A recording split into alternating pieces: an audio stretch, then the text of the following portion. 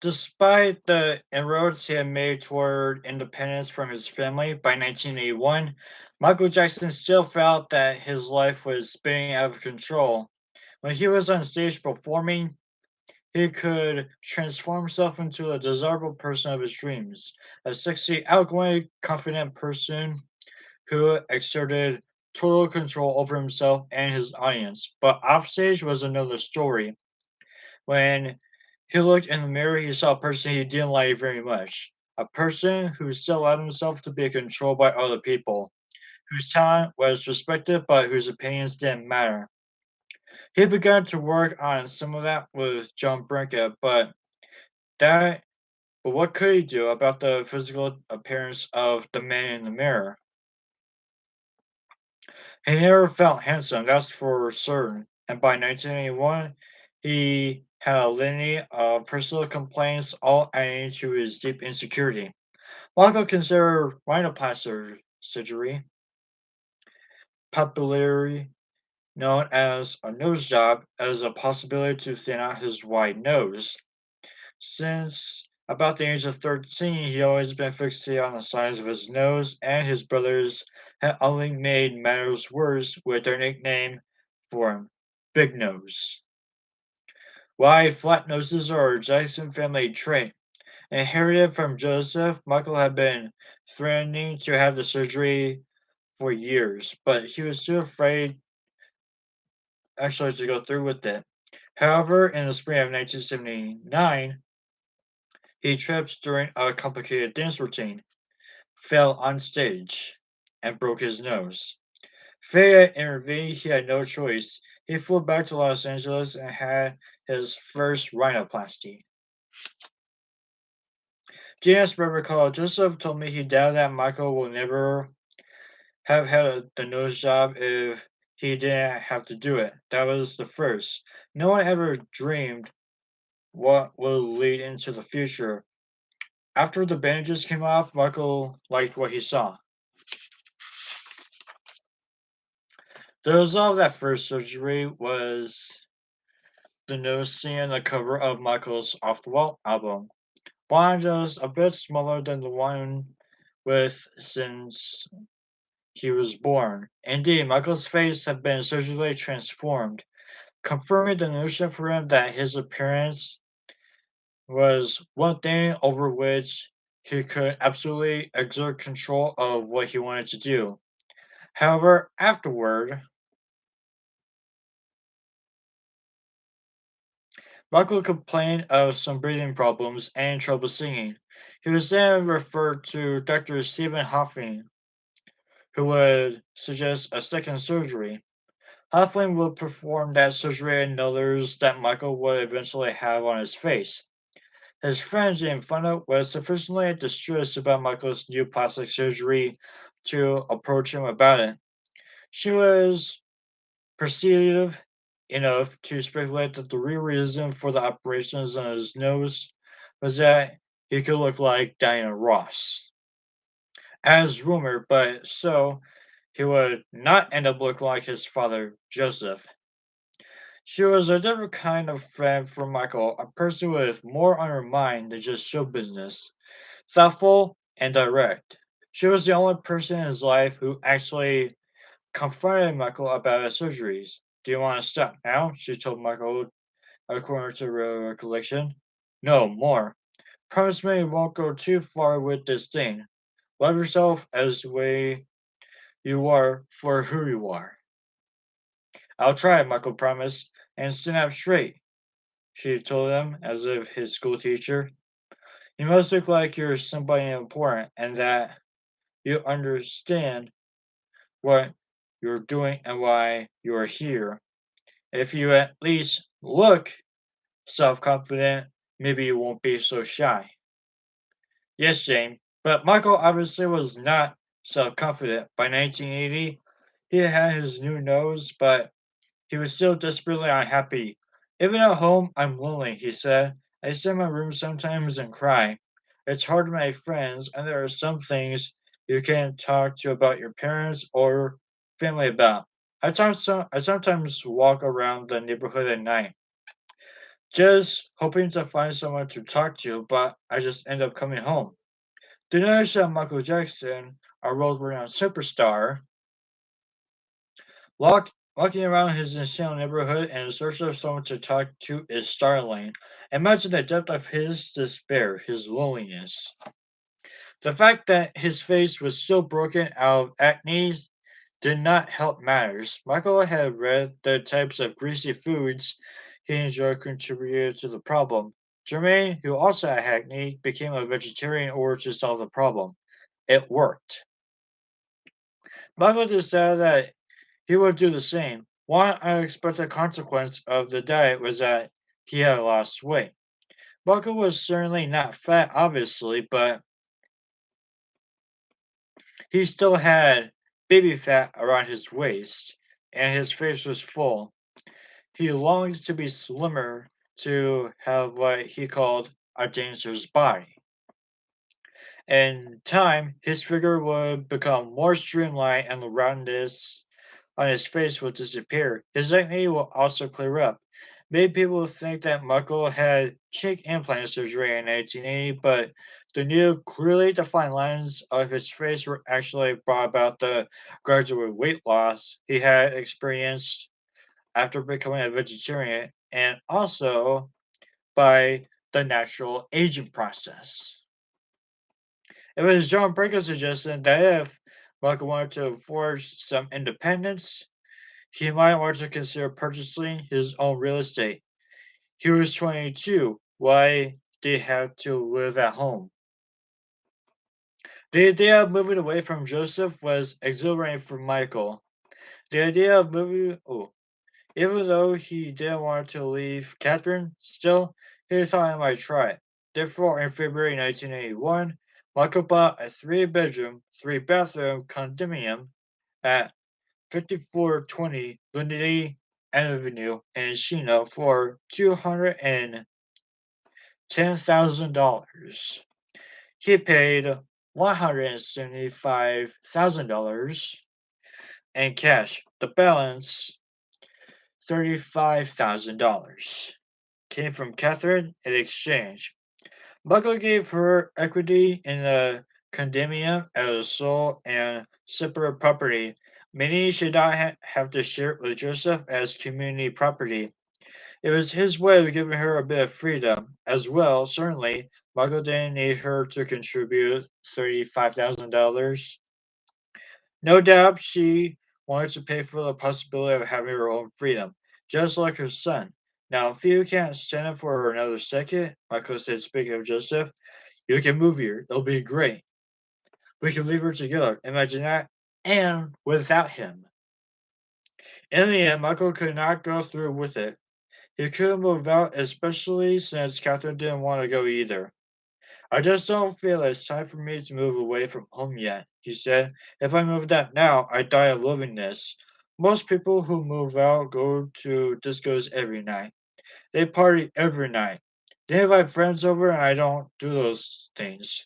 In a couple of years, Michael would move into the condominium temporarily along with other family members when the Ashina home was remodeled. It was used as a haven for his brothers when he had martial difficulties. In the spring of 1981, plans were being finalized for the Jacksons to embark a 39-city concert tour of the United States to support the new album called Triumph. Michael didn't want to go. One problem he had touring concerned the enormous amount of preparation and work involved. Then when it was over, it was over.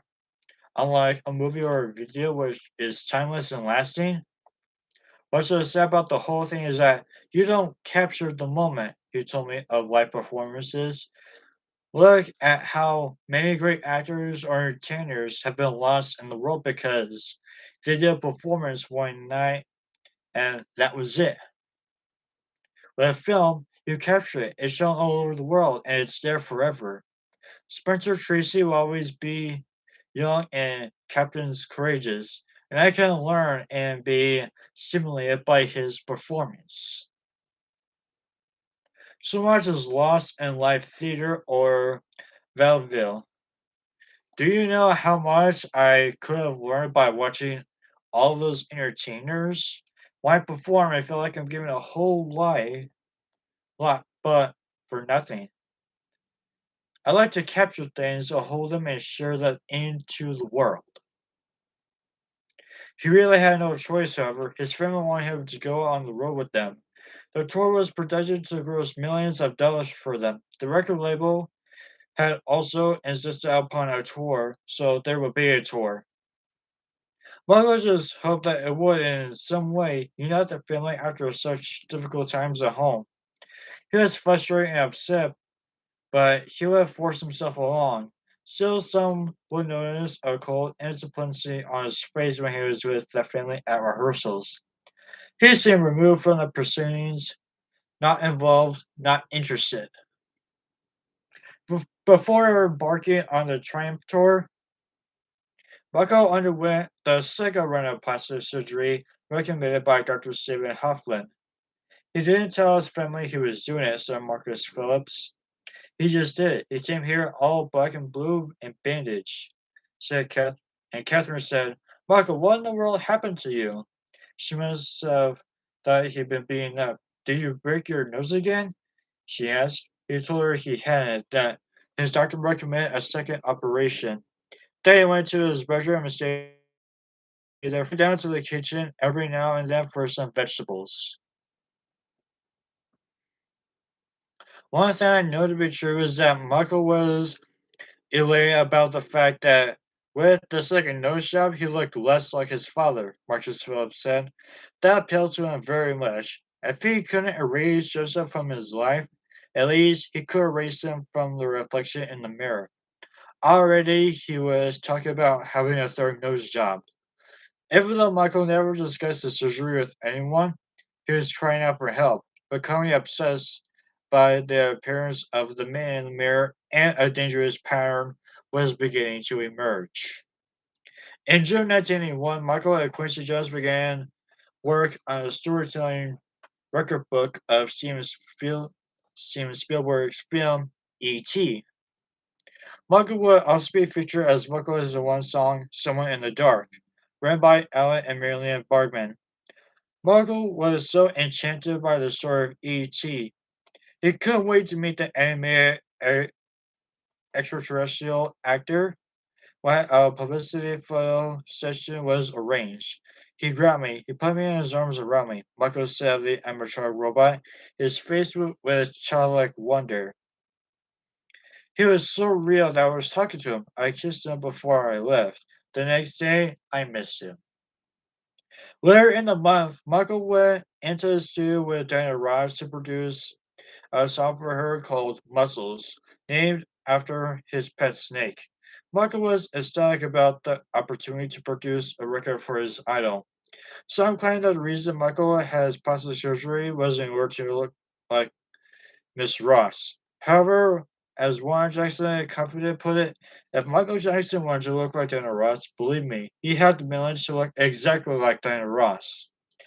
That was never his intention. However, it's not that to say that he hasn't tickled that many people, though he resembled her.